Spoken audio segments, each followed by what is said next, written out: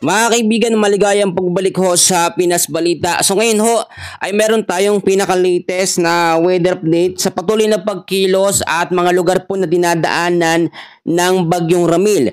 Sa huling pagkatala po natin, huli siyang namataan. Nandito na po, ano? Dito naman siya naglandfall sa vicinity po ng Luban, Laguna. At meron po siyang lakas ng hangin ngayon na 65 kilometers per hour at merong pagbugso na umaabot naman, medyo lumakas po ngayon, 90 kilometers per hour. Yung pagkilos ho niya pa west, northwestward sa bilis na 15 kilometers per hour. Kung mapapansin ho ninyo ay maintain yung kanyang bilis, no? Hindi ganun kabilis, hindi rin ganun kabagal, nasa 15 kilometers per hour. Tignan natin mabuti. So yung tinatawag natin na live weather system o sa forecast track natin, kung makikita nyo, etong area kung nasaan siya ngayon ay nandito na po sa vicinity ng Lumban, Laguna. At inaasahan sa mga susunod na mga oras ay tatahakin niya pa papalabas ng Northern Luzon. Ito nga pong Bagyong Ramil. Tignan natin, no? Sa ngayon ho ay meron din tayo nakataas na warning signal number 1 at number 2. Yan pa lamang po yung category na meron tayo ngayon. Aalamin natin yung mga lugar po na apektado ng signal number 1 at signal number 2. Sa signal number 2 muna tayo magsimula. Meron ho itong warning lead time na 24 hours. Makikita nyo namang mabuti sa ating live weather system yung sirkulasyon ng hangin na kanyang nasasakop. Yan po yung may mga lugar na apektado ng warning signal number 2. So kasama po dyan, ito makinig ho kayo, tapusin nyo ho yung video, napaka-importante nito. Kasama po ang south eastern portion po ng Quirino, signal number 2 ho yan central at southern portion po ng Nueva Vizcaya. Kasama rin po dyan ang bahagi po ng central at southern portion po ng La Union. Daming lugar, no? At meron din tayong mga lugar na apektado sa Pangasinan, Aurora, Nueva Ecija, Bulacan, Tarlac, Pampanga. Northern at central portion po ng Zambales, signal number 2 po ang tinutukoy ko dito. Northern portion po ng Metro Manila, kasama yung Caloocan, Quezon City, Valenzuela, Marikina, Malabon, sa may Nabotas, kasama ho yan. Kasama rin ang northern at central portion po ng Rizal. Nararamdaman at nararanasan natin yung mga pag-uulan ngayon. Actually, nung madaling araw pa yan, pero ngayon po nagtuloy-tuloy po ito. Kasama rin po dyan mga kaibigan ang northern portion po ng Laguna, northern at eastern portion po ng Quezon, kasama rin ang Polillo Islands, Camarines Norte, northwestern portion po ng Camarines Sur.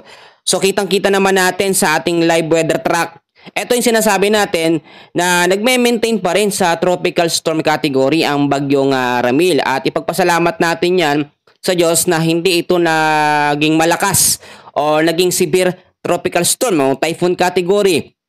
Which is, ang epekto lamang ng tropical storm, hindi naman ganong kalalakas na mga pag-ulan. Saktong ulan lamang at yung hangin niya, hindi naman din kalakasan.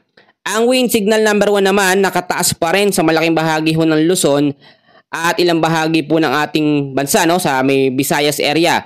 So, signal number 1 natin, meron ho yan, nagtataglayan ng bilis ng hangin na 39 to 61 kilometers per hour at meron po itong duration or warning lead time na 36 hours. Kasama sa mga lugar po na apektado ng signal number 1, ang bahagi po ng Cagayan, kasama ang Bubuyan Islands, Isabela, the rest po ng Quirino, ilang bahagi ng Nueva Vizcaya, Apayao, Abra, Kalinga, Mountain Province, Ifugao, the rest po ng Benguet, kasama ang Ilocos Norte, Ilocos Sur, the rest po ng La Union, the rest ng Zambales, Bataan, the rest ng Metro Manila, the rest po ng Quezon, ilang bahagi ng Rizal, the rest ng Laguna, Cavite, Batangas, Occidental Mindoro, kasama ang Lubang Islands, Oriental Mindoro, Marinduque, Romblon, the rest po ng Camarines Sur, Catanduanes, sa may Albay, Central at Western portion po ng Sorsogon.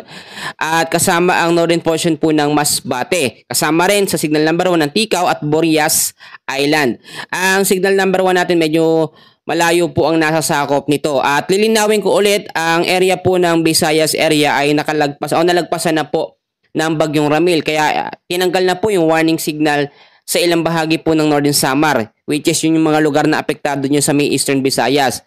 So ngayon naman po, alamin natin yung mga lugar na susunod pong madadaanan ng Bagyong Ramil, no? Actually, habang papalabas ho siya ng ating Philippine Landmass at Philippine Area of Responsibility, doon po siya mas lalakas or mag-i-intensify.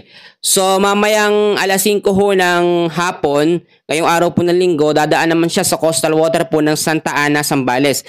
Yung mga taga Zambales, maghanda po tayo ngayon, mag-ingat, magdala ng payong kapote, panlaban sa biglaang mga pag-uulan.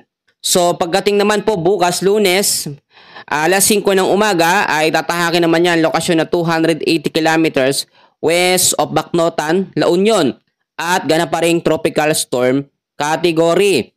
At eto, no, lalabas siya ng PAR pagdating po ng alas 5 po ng Lunes ng hapon. So alas 5 ng hapon ng Lunes, 515 kilometers west of Sinait, Ilocos Sur, sa labas ng ating Philippine Area of Responsibility. At medyo lalakas ho siya sa tinatawag natin na severe tropical storm category. Usually, ganoon naman ho ang nangyayari. I-explain ko mabuti sa inyo.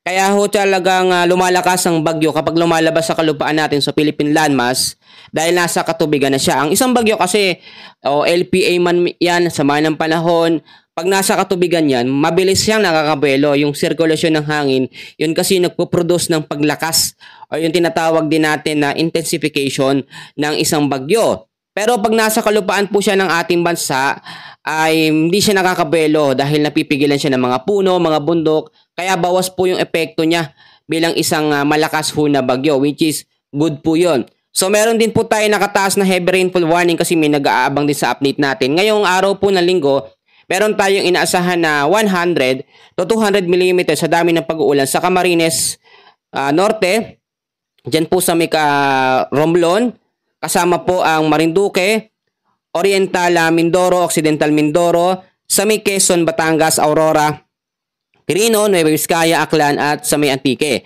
Meron din tayong inaasahan na 50 to 100 mm sa dami ng pag-uulan, dyan naman po sa may Cagayan, Kalinga, Mountain Province, kasama pong Ifugao, Isabela, Ilocos Sur, Ilocos Norte, Apayao, Abra, Benguet, La Union, Pangasinan, Zambales, sa may Bataan, kasama pong Tarlac, Nueva Ecija, Bulacan, Pampanga, Metro Manila, Rizal, Laguna, Cavite, Sorsogon, Albay, Catanduanes, Camarines Sur, Masbate, Iloilo, Capiz at Palawan. Bukas naman ho ng hapon ng Lunes ay 50 to 100 mm sa dami ng pag-uulan sa may Pangasinan, La Union at sa may Zambales. So yan po yung pinaka-latest na update natin sa lagay po ng panahon at dito po sa minomonitor nating bagyong Ramil.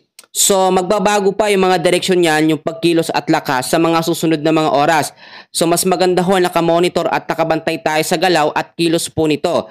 So dito na muna tayo, mamaya mag-a-update po muli ako at please pakisuporta naman po ng ating channel at yung kapatid kong isa sa balita ngayon, kapatid ko ho yun, no, at salamat sa pagsuporta nyo. Malaking bagay ho ito sa amin at sa inyo din na makapaghatid kami ng balita. So yun lamang po, and please huwag kakalimutan i-like ang ating update. Maraming salamat at God bless po sa inyong lahat.